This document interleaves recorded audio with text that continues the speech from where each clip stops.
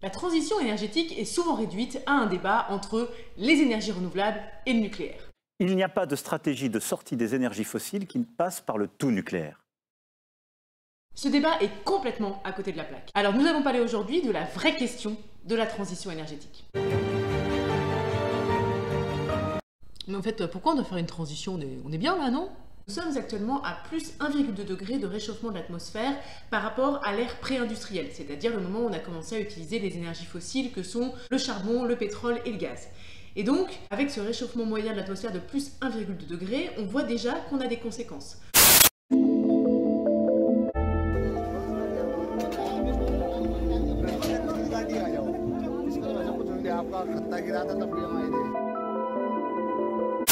L'immigration se déplace vers l'aval, elle se déplace vers le centre de la Belgique et elle se déplace évidemment le long de la Meuse, le principal axe de pénétration de ces inondations, et donc vers la frontière des Pays-Bas.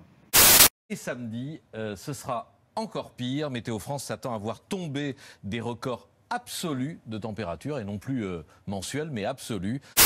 Si on veut limiter le réchauffement de l'atmosphère à moins de 2 degrés, on doit réduire tous les ans nos émissions de gaz à effet de serre de 5% par an. 5% tous les ans.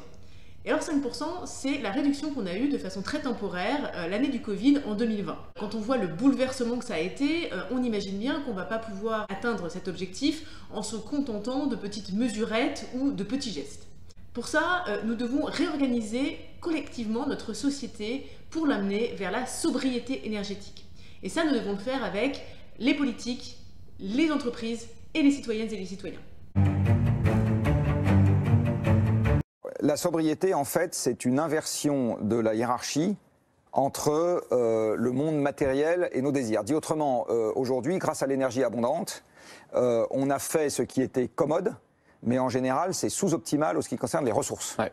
Quand vous construisez des résidences secondaires et que c'est occupé 3 semaines par an, c'est totalement sous-optimal en termes de ressources. Donc c'est confortable, mais sous-optimal. Les résidences secondaires, ça vous voulez pas vous voulez plus que les Français de résidences secondaires? Ils peuvent très bien louer celles des autres.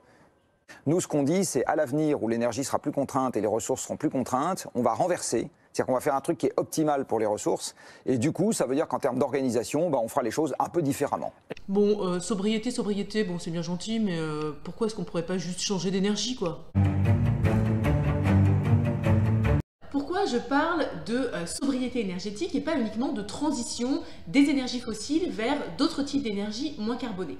Voilà. Alors cette transition, bien évidemment, elle est souhaitable, mais elle a plusieurs limites. Ça m'aurait étonné. La première limite, c'est la quantité des ressources. On a une quantité de ressources limitée sur Terre. Et pour faire la transition, on a besoin de ressources. Je vais prendre un exemple, celui du parc automobile. On a un parc automobile essentiellement thermique aujourd'hui, et si on veut passer à un parc automobile entièrement électrique, il va nous falloir du lithium qui rentre dans la composition des batteries.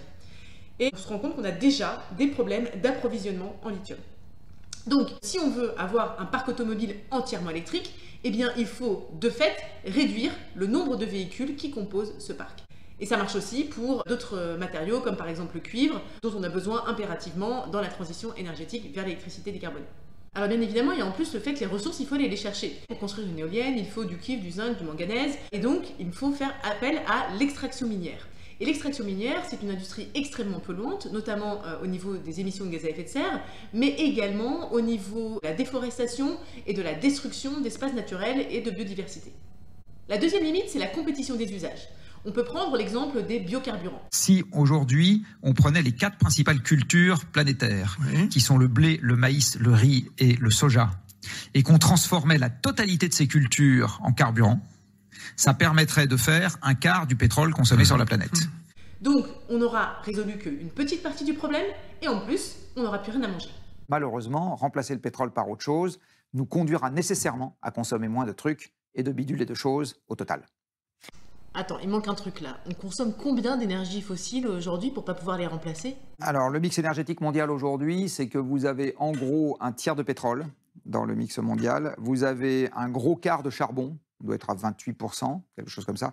Alors le charbon sert essentiellement à la production électrique. On a un petit quart de gaz, on doit être à 23% de mémoire. Le gaz sert aussi à faire de l'électricité de l'industrie du chauffage, en gros. Et donc tout ça, tout mouillé, ça fait à peu près 80%. Donc 80% de l'énergie mondiale, c'est des combustibles fossiles. Transitionner vers des énergies moins carbonées, c'est une bonne chose, mais on n'échappe pas en parallèle à la sobriété. Alors il existe un plan pour la France qui a été développé par le Shift Project, qui montre comment transformer notre économie pour la rendre moins carbonée, plus résiliente et créatrice d'emplois. Ce plan montre comment diminuer par 2 notre consommation finale d'énergie et comment baisser de 5% nos émissions annuelles de gaz à effet de serre. Ce qu'on fait dans ce travail-là, c'est de voir ce qu'on arrive à trouver comme meilleur compromis. Ouais. Secteur par secteur. Hein. Secteur par secteur, entre ce qu'on pourrait garder dans un monde qui n'aurait plus de pétrole, de gaz et de charbon, ce qu'on va devoir abandonner ou ce avec quoi on va devoir faire sans, et comment on s'organise pour y arriver. Voilà. C'est bon, je l'ai! Alors, qu'en est-il du nucléaire? Le nucléaire est une énergie moins carbonée, mais qui présente quelques risques. J'en parle d'ailleurs dans cette vidéo. Avec le nucléaire et les énergies renouvelables, on n'atteint déjà pas le niveau d'énergie procuré par les énergies fossiles. Donc si on veut aussi se passer du nucléaire, ça fait une énergie moins carbonée, en moins, et donc une raison de plus d'aller vers la sobriété.